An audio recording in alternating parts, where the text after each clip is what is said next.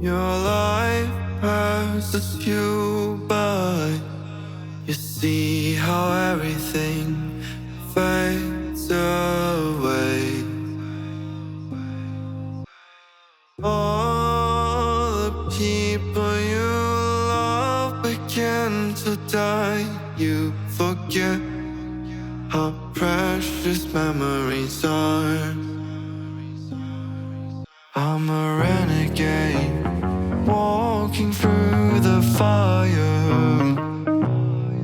with a heart of steel, a burning desire. I'm the voice of the voiceless, the misunderstood. With fearless conviction, I rise as I should, breaking down walls. Let's challenge the norm. Chapter 12.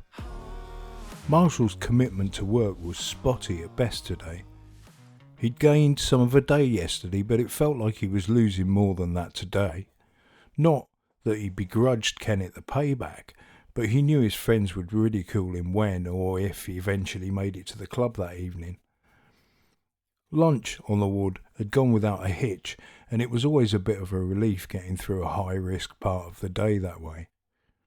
George was here, along with Roy Mullins, a giant of a man with the brain of a tactician, defying stereotypes. Most people called him Muggins, since he was fond of starting sentences with "Muggins here" whenever he referred to himself. The rest of the team were scattered around carrying out routine tasks. Chelsea, the first woman to ever work on the male secure ward to the best of Marshall's knowledge, was flitting from place to place with a clipboard, marking off the whereabouts of those on special observation and whose movements and activities were being tagged due to increased risk.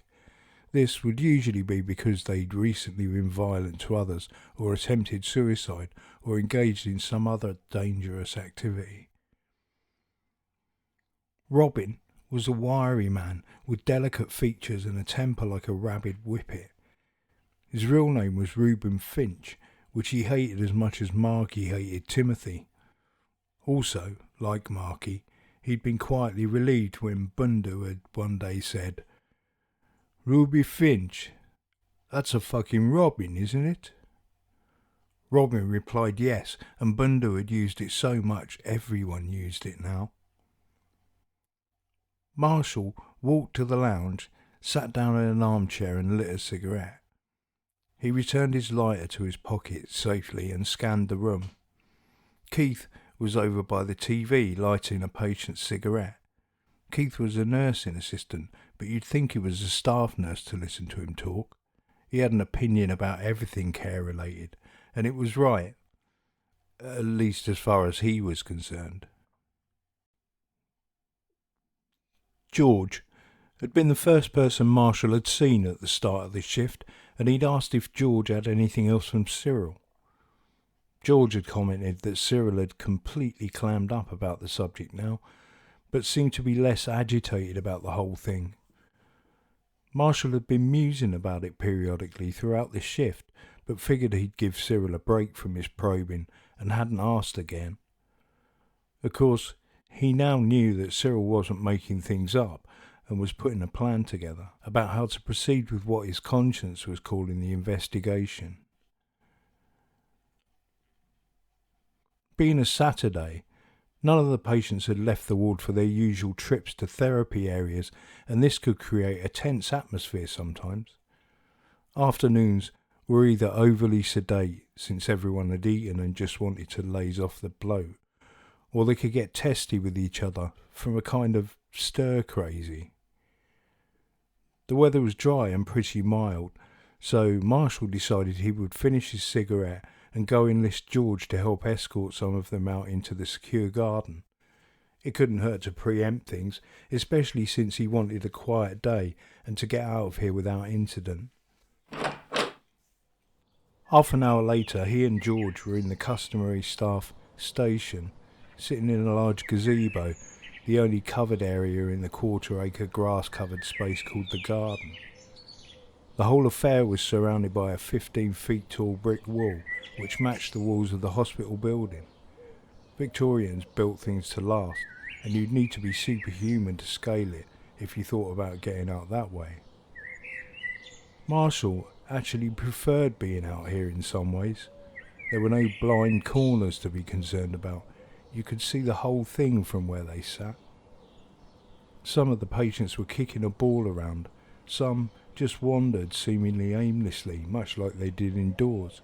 One walked the perimeter close to the wall, making Marshall think of a caged animal.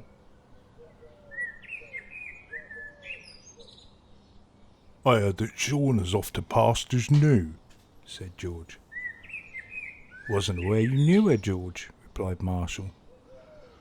"Worked with her mother some years ago. Nice woman. Not much you don't get to hear about here, really." He chuckled. "They giving her a send-off?" "It's tonight, George." "I'd have thought you'd been looking to be there rather than stuck at work." "Yeah, that was the plan, fella, right up until I ticked off Bundu." "Oh yeah, that'll do it. I'd forgotten about that already, to be honest. I'll give you an easy shift when I make my choice, though. Weekends better?" "Makes no odds to me, fella. You pick what you need and I'll be there. It's the least I can do for leaving you all in the lurch." "Frankly, we didn't even notice you weren't here," said George, giving Marshall a dig in the ribs with his finger. "Bollocks, big man," said Marshall. Coming down the wrought iron stairway from the first floor door out of the ward was Robin.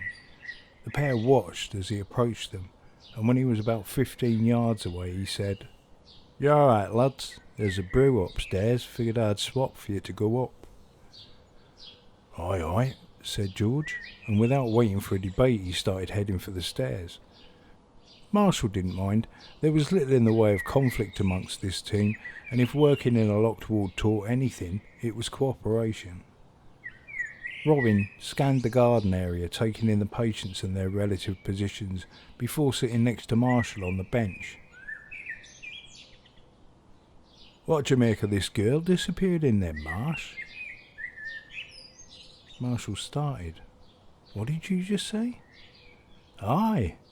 Apparently one of the students went astray on a trip back to Luxton a few days ago." He rubbed his chin. "Rumour has it that she missed the transport. Her stuff arrived and some of her pals carted it inside. A couple of days later it was still sitting in the hallway outside the door. Can't believe it took 2 days for someone to ask the question. Can you imagine if that was the nurse's home? People would have helped themselves to her kit right enough." He chuckled then. "Blimey," said Marshall. "This was when, you say?" He knew enough to take embellishments like the last part of that with a pinch of salt. "Couple of days ago. Why? What's the matter?" Nothing. Just a bit of a shock, that's all. Did you get a name?" Marshall looked at Robin quizzically. Hang on. Keith did say. Diana, was it? Or Dana, or something? I can't remember exactly. Ask him when you go up." "Thanks, Robin, I will." Something clicked over in Marshall's head. He wasn't sure what to think just yet, but he felt a knot rising from his stomach, and he suddenly wanted to be elsewhere.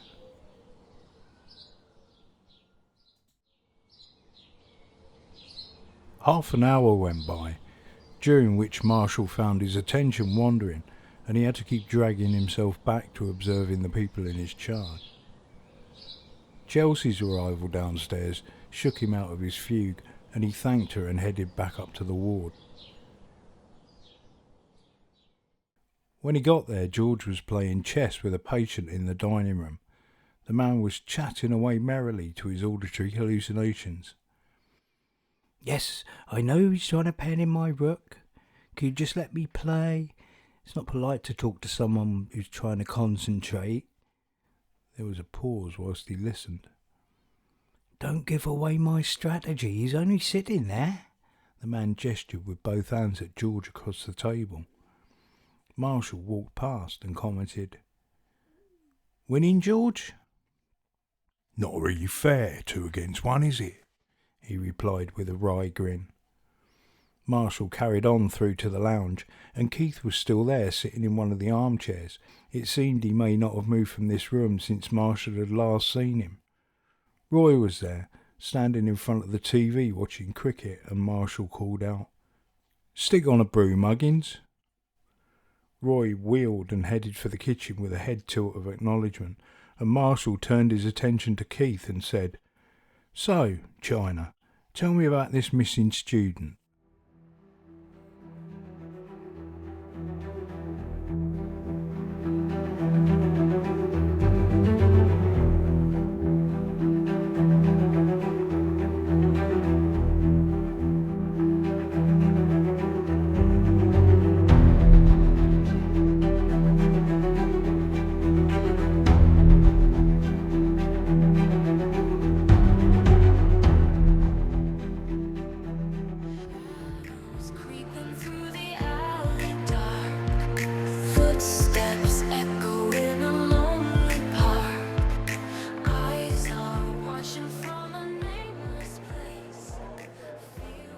The better part of 6 hours later, and the disco in the social club was starting to heat up. The usual suspects were mostly in their usual spots, drinking their usual poison.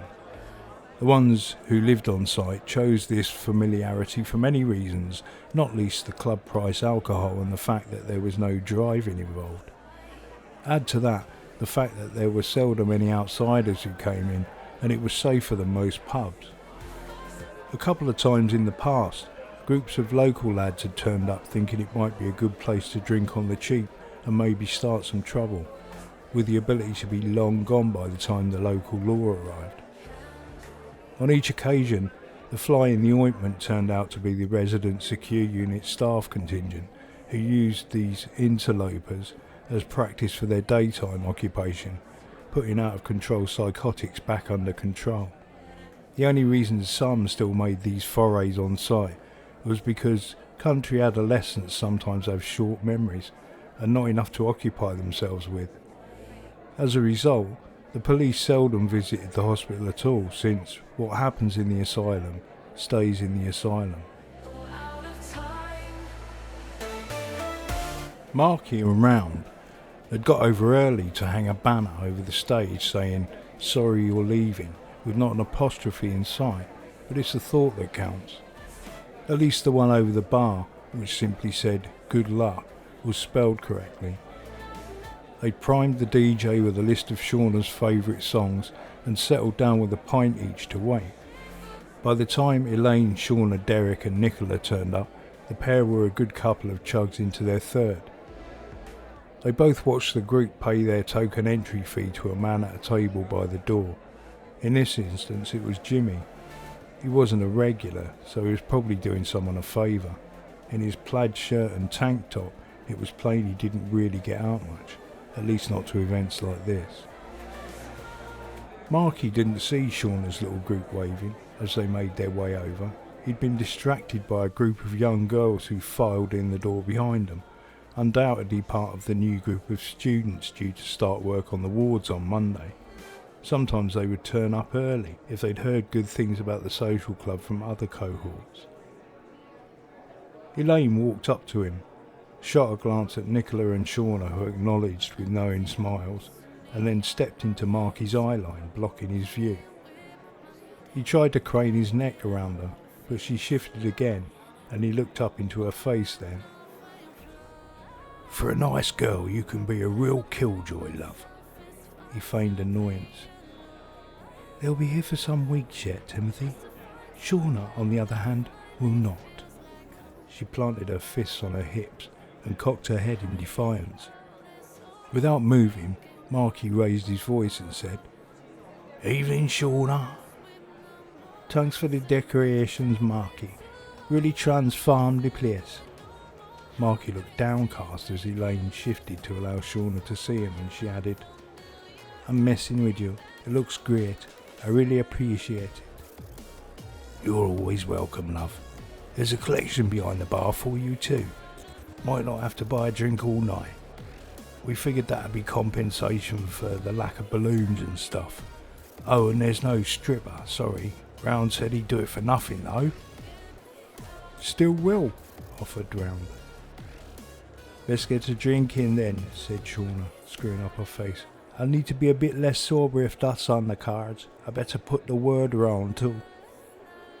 Well, have you know, people pay good money to see me naked.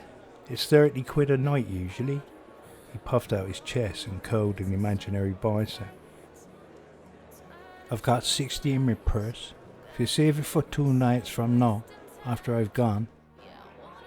You know how to hurt a bloke's feelings right enough. I'll get the drinks, you make yourselves comfortable. He drained his beer and waved the glass around at the others. They gave him their orders and he trudged towards the bar. Where's Marshmallow? Said Elaine to the world in general. Ah, well, began Marky.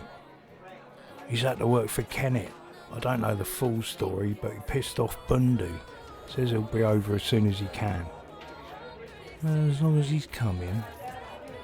Nicola leaned across the table from where she'd chosen to sit and half shouted, I hear you lot are starting your own version of the famous 5. Can anyone join in? Derek leaned in next to her then. Always fancied being a private, Dick. I've got a very analytical mind. Not sure private is the word you're looking for, Del, commented Marky. Oh, how we laughed, quipped Derek. Timmy was the dog, wasn't he? And then he revelled in the look on Marky's face. Shauna stepped in to save things from escalating. Any of you lot going to come to see me once I'm gone then? We'll make a regular habit of it, love, you'll see. I hope so. I'm even going to miss you, Marky, but I'll deny it if anyone asks. Can't imagine why they'd ask, honestly, Princess.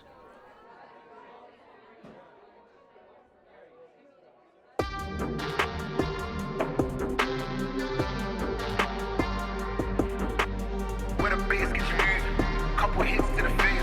I know that I need time now, yo, I gotta go and find my way. My name came up a lot of sounds, more when I was not around. Certain people that I know, they ain't no longer about. Unless you heard it from me. By the time Marshall made it to the club, it was close to 9:30. The evening didn't show signs of ending that soon though. The DJ might be booked until midnight or 11, depending on who'd sorted out the booking in the first place. He didn't care that much. He was just glad he'd managed to get over in time to help send off Shauna and maybe catch up on the drinking. He figured the day owed him a drink at the very least.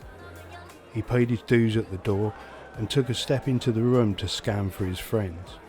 For once, they'd swapped sides of the hall and he could see George had dropped in too and was speaking to Shauna over at their table. He figured if he went straight to the table somebody would tap him up for a drink, so he headed down the near side of the room, planning to get himself and Shauna a drink before he needed to get into rounds or the like. Wouldn't be surprised if they start on shots soon, he mused to himself, and catching Marky looking over, he shot up a hand and then moved onwards before Marky could get me a beer signal in. This would be about as busy as the place would get since there was no longer a queue at the door, and Jimmy was sitting at the table, scraping something from under his nail with a pencil. Marshall nodded to people here and there as he went, or winked or raised his palm as the situation demanded. He made it to the bar without having to have a shouty conversation with anyone. He waited in the ragtag group being served in an order determined by the memory of the bar staff, a skill you don't often see anywhere but Britain, a sort of unwritten system which works until it doesn't. Eventually he got to the bar itself and he took a seat on one of the bar stools which happened to be empty. A rarity, but he made the most of it while he could. He watched the nearest barman to get a cue for when it would be his turn, and then someone squeezed into the gap between him and the next stool. He leaned back slightly and turned his head to berate the interloper and came nose to nose with Erica. Thought you were going to kiss me for a minute. She looked down and away with a coy grin. I was going to have a go at you for pushing in, to be honest, love. The night's still young though. He tried what he thought might be a disarming smile, then second-guessed how leery it might have looked and felt embarrassed. Erica didn't seem fazed though. "You here for Shauna's leaving bash?" "I am indeed. Better late than never, eh?" He suddenly became acutely aware of how close together they were and glanced around the room nervously. "He's not here, in case you're looking for someone." Erica smiled with a hint of the conspiratorial. No," he stammered. "I was just checking where Marky and them are." "Of course," she said, and then turned and headed towards the toilets. She raised her hand and waved without turning around. "What are you up to?" Marky made Marshall jump since he'd not seen him approach from behind. "Shit, I nearly fell off then," he spouted, whilst trying to keep his balance on the stool. "Sign of a guilty conscience, mate," smiled Marky. "What are you getting me?"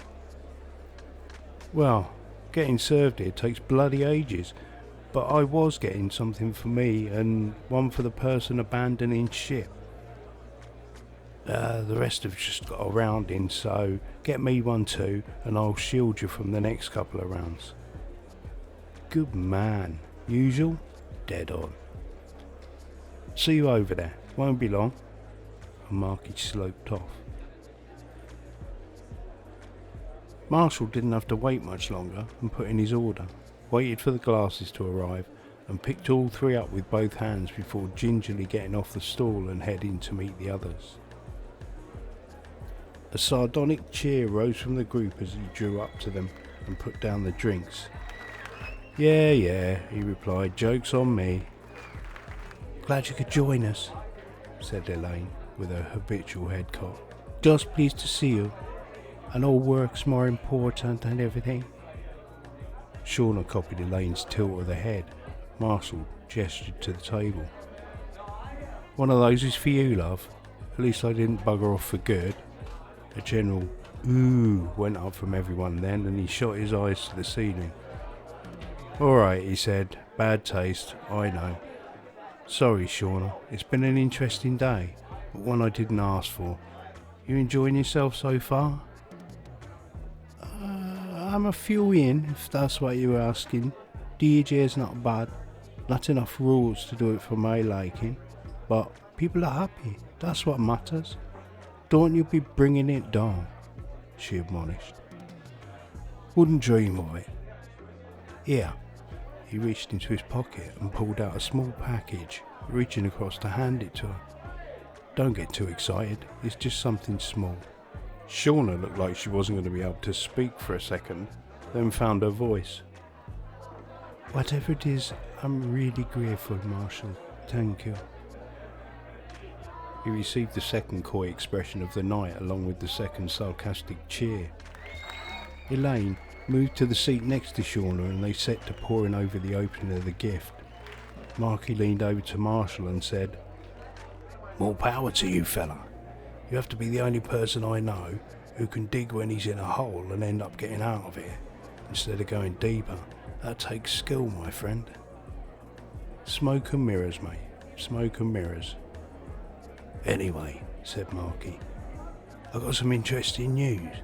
There's a rumour going around that some student went amiss. Some Irish girl, apparently. I'll tell you all about it somewhere quiet."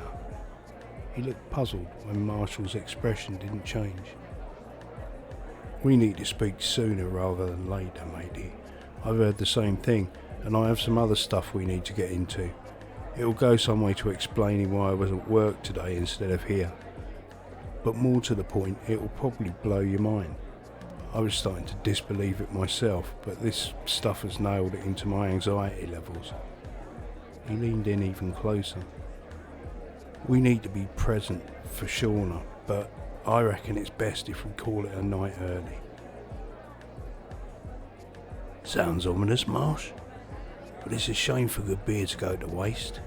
He picked up his pint and they both took a long synchronised chug before he winked at Marshall, stood up and raised his voice. "Who's dancing?" The three girls stood as one and flung their arms up with squeals. Shauna held back as they headed to the dance floor. She held up the bracelet he'd given her. put her other hand on the back of his chair and bent to peck him on the cheek. "Thank you," she whispered. "But you don't make leaving easy." Then she hurried to catch up with the others. "She's going to be missed," said Round, as Sean emerged into the group of dancers out on the parquet. "She's a lovely girl, Round. She deserves to be happy. If it's a new job that'll do it, then that'll do it, I guess." "You sound sad, matey." "Not sad so much as pensive, me old mate. I sometimes wonder how long all this can go on." "What? That's what you mean? I'm pretty sure we'll carry on working and getting pissed. That's what families do, innit?" Marshall had looked in Round's face then to check whether he was joking. "Ooh, deadpan, very good fella. Probably what your family does, mate, judging from that beer gut." "That's more like it, mate. Back in the room. Let's just have a laugh for her sake, eh?" Marshall saw Derek watching them expectantly then, and made a show of turning to Round and half shouting while he clasped Round's hand, emptying his glass and placing it in it. "Get the beers in then!" And he stood up and headed out into the sea of dancers.